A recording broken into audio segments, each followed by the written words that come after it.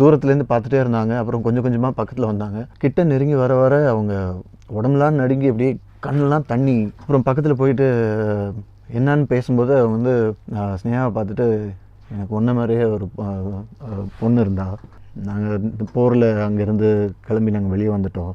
என் பொண்ணு இப்போ எங்கே இருக்கான்னு கூட எனக்கு தெரியாது, இருக்காளா இல்லையான்னு கூட எனக்கு தெரியாது. நானும் ஸ்னேகாவும் பாரிஸில் ஒரு தடவை முதல் ட்ரெயினில் அந்த இதில் மெட்ரோ ட்ரெயினுக்காக வெயிட் பண்ணிட்டு இருந்தோம். ட்ரெயின் வரும்போது நிறைய பேர் ட்ரெயின்லேருந்து வெளியே இறங்குனாங்க.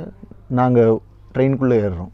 எங்கள் கண்ணு முன்னாடி ட்ரெயினில் இறங்கின ஒரு லேடி அப்படியே திரும்பி எங்கள் 2 பேரும் நின்று ஒரு நிமிஷம் பார்த்துட்டு, ட்ரெயின் கிளம்புறது டோர் க்ளோஸ் ஆகிற நேரத்தில் டக்குன்னு திரும்ப உள்ளே ஜம்ப் பண்ணிட்டாங்க. ஆனால் அவங்கள பார்த்த உடனே நம்மளால் ஐடென்டிஃபை பண்ண முடியும் அவங்க ஒரு ஸ்ரீலங்கன் தமிழ் அப்படின்னு. ரொம்ப நேரம் தூரத்துலேருந்து பார்த்துட்டே இருந்தாங்க. அப்புறம் கொஞ்சம் கொஞ்சமாக பக்கத்தில் வந்தாங்க. கிட்ட நெருங்கி வர வர அவங்க உடம்புலாம் நடுங்கி அப்படியே கண்ணெலாம் தண்ணி. அப்புறம் பக்கத்தில் போயிட்டு என்னான்னு பேசும்போது அவங்க வந்து ஸ்னேகாவை பார்த்துட்டு, எனக்கு ஒன்றை மாதிரியே ஒரு பொண்ணு இருந்தா, நாங்கள் போரில் அங்கேருந்து கிளம்பி நாங்கள் வெளியே வந்துட்டோம். என் பொண்ணு இப்போ எங்கே இருக்கான்னு கூட எனக்கு தெரியாது, இருக்காளா இல்லையான்னு கூட எனக்கு தெரியாது. என் ஃபேமிலியே எல்லாம் ஒரு பக்கம் செதறிட்டோம்.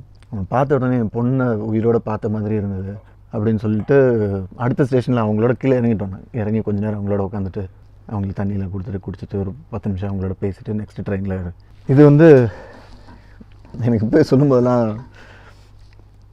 மறக்கவே முடியாது. அது சினிமாவில் இருக்கோங்கிறது, இதில் கிடைக்கிற பணம், புகழ், சம்பாதிக்கிறது, இது எல்லாத்தையும் தாண்டி எங்கேயோ நமக்கே தெரியாமல் யாரோட லைஃப்லேயோ எங்கேயோ ஒரு சின்ன இம்பேக்ட் நம்மளால் க்ரியேட் ஆகுதுங்கிறது வந்து பெரிய வரம். இது என்னால் ரொம்ப மறக்கவே முடியாத, ரொம்ப பாதித்த ஒரு.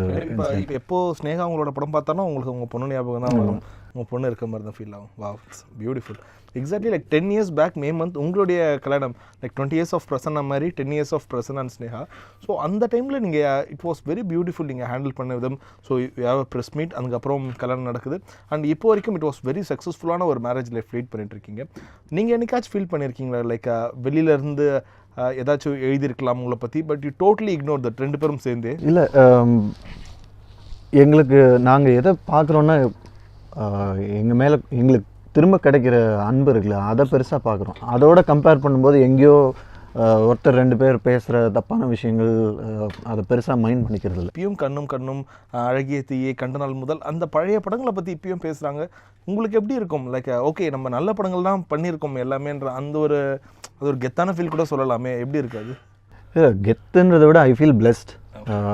ஏன்னா இந்த படங்கள் எதுவுமே நான் தேடி போய் சம்பாதிக்கல. இந்த படம் எல்லாமே என்னை தேடி வந்தது. ஸ்டார்டிங்கில் உங்களை லவ் பாய் சொல்லுவாங்க, சாக்லேட் பாய் சொல்லுவாங்க. அதுக்கப்புறம் அதுலேருந்து நீங்கள் டோட்டலாக 5ஆவதுல மாற்றி காமிச்சிங்க.